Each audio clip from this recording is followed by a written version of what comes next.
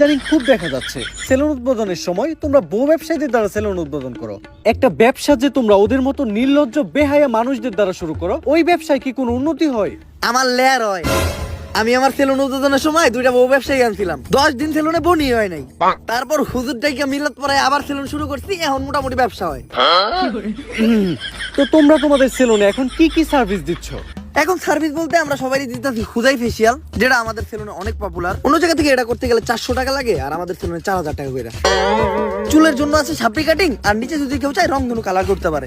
অবশ্য সার্ভিস নিতে তো কেউ আসে না, সবাই আসে আমাদের মতো সেলিব্রিটি পার্সনদের সাথে টিকটক করতে আর ছবি তুলতে। তোমাদের সাথে আবার ছবিও তুলে? অন্য প্রশ্ন করেন। আচ্ছা, বর্তমানে তুমি কোন ইউনিভার্সিটিতে পড়তেছো? ওই আমি কোন ইউনিভার্সিটিতে পড়ি রে? ভাও, আপনি তো জীবনে স্কুলও যান নাই, কই দেন একটা।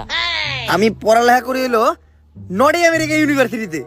North America university? এমন ইউনিভার্সিটির নাম তো কখনো শুনি নাই।